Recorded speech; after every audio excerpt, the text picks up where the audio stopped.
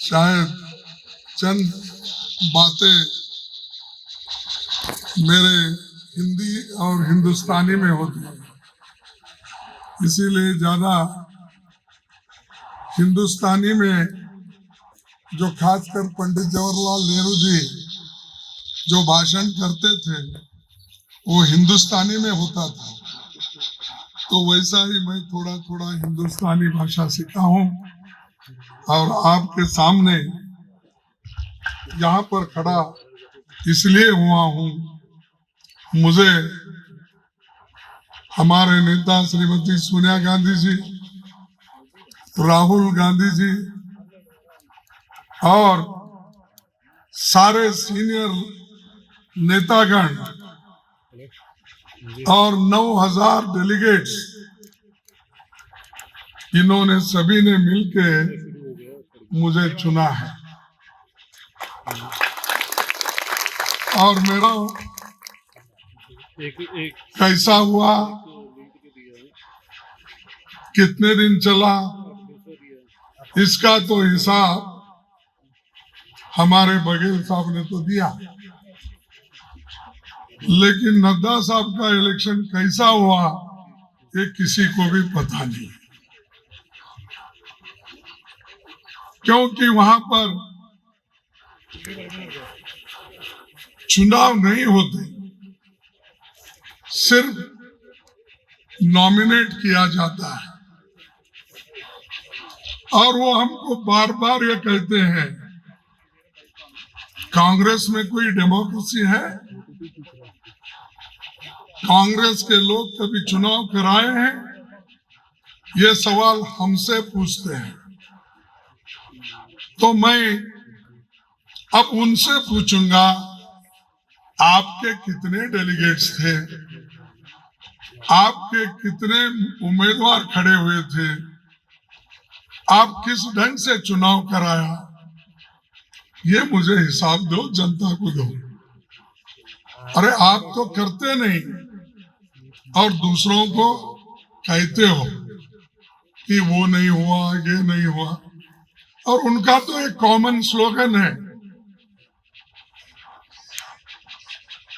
इस देश के प्रधानमंत्री से लेकर सभी नेताओं का एक ही स्लोगन।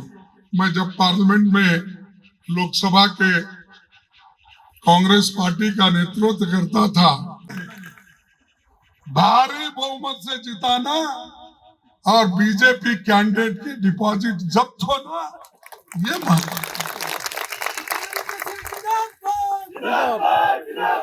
और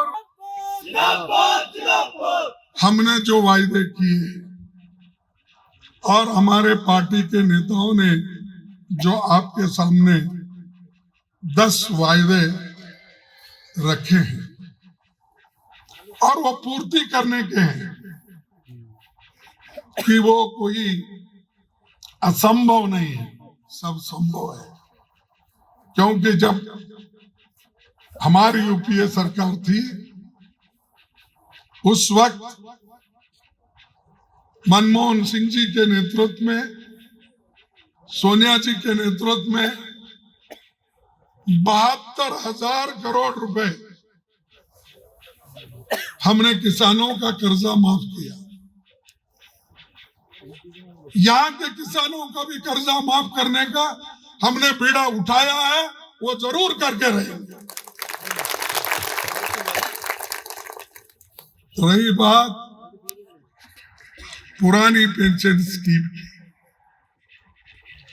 तो उसमें तो बहुत कुछ शुक्ला जी ने बताया, हमारे बघेल जी ने बताया। ये स्कीम हम पहला लागू करेंगे, ये वायदा हमारे पार्टी का है, हमारे सरकार का है, और जब भी हमको मौका मिलेगा पहला कार्यक्रम, पहला कदम यही उठाएंगे। प्रियंका गांधी जी भी बहुत से रैलियां करके आपसे मिले हैं, उन्होंने भी कहा है, और हमारे हर पार्टी के नेता ये 10 चीजों को आपके सामने रखा एक पुरानी पेंशन स्कीम होगी बहाल, यानी लागू कर दिया जाएगा। महिलाओं को मिलेंगे हर महीने 1,500 रुपए और महंगाई की मार 300 यूनिट बिजली फ्री देंगे। ये वायदे नहीं, ये जुमले नहीं है, जैसा कि मोदी साहब ने जुमला किया। हर एक के जेब में अनेक जगह लाइट बिजली आ गई है। क्या ये सिर्फ 7 साल में मोदी के जमाने में आई है? ये 8 साल के जमाने में आई है? अरे आप सामान्य जनता को नौकरी नहीं दिला सकते।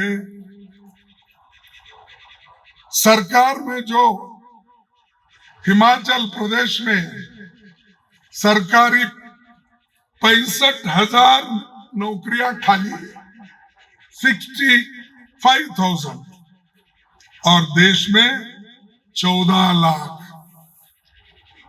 लाख गवर्नमेंट वैकेंसीज है।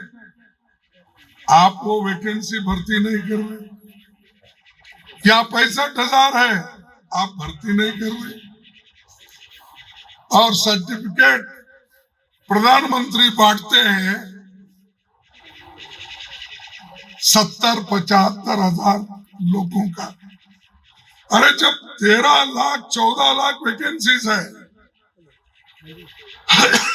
ये मैं उन्होंने राज्यसभा और लोकसभा में हमारे स्टार्ट क्वेश्चंस अनस्टार्ट क्वेश्चंस को जो जवाब दिया है, उसके आधार पे कह रहा हूं।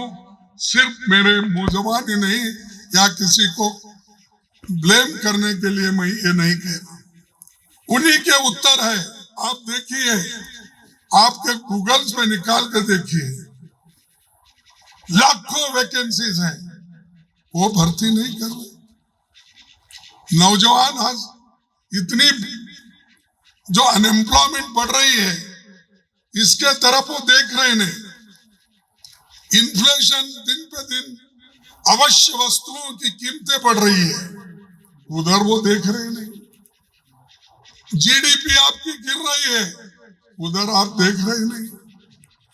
यहाँ का किसान अपने फल को बेचने के लिए उसको मंडी नहीं है, ठीक ढंग से एमएसपी नहीं है, ये नहीं देख रहे हैं।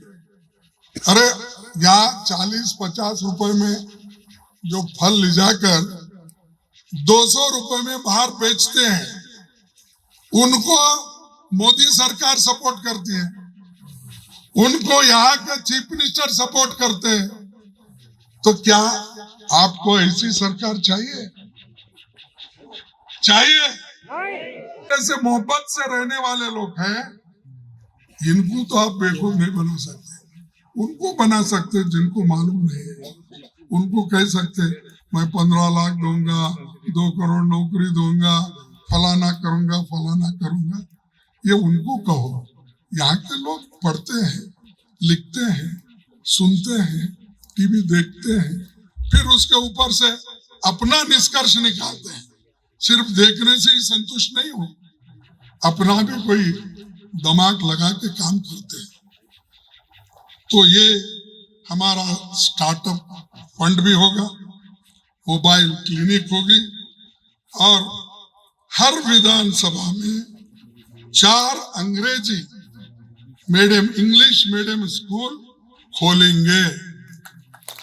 क्योंकि इंग्लिश मीडियम अगर स्कूल खोलेंगे तो गरीब बच्चों को भी उसका फायदा होगा। अमीर लोग तो अपने बच्चों को बड़े बड़े शहर में जहाँ इंग्लिश मीडियम है वहाँ भेजते हैं। सरकारी नौकर के बच्चे भी वहाँ जाते हैं। सब जगह मुझे इंफॉर्मेशन मिल रहा है, मैं क्रॉस चेक कर रहा हूं कि हिमाचल प्रदेश में कांग्रेस पार्टी की सरकार आएगी, जरूर आएगी। कांग्रेस पार्टी तो ये भाई जाएगी, बीजेपी जाएगी। तो जा ठीक है, तो मैं आपसे यही निवेदन करता हूं कि जो मतपेटी रहती है, पोलिंग बूथ रहती है, वहां पर जाना जरूरी होता है। जब तक आप गांव-गांव के लोगों को बुलाकर वोट नहीं डलवाएंगे तो बड़ा मुश्किल हो जाएगा।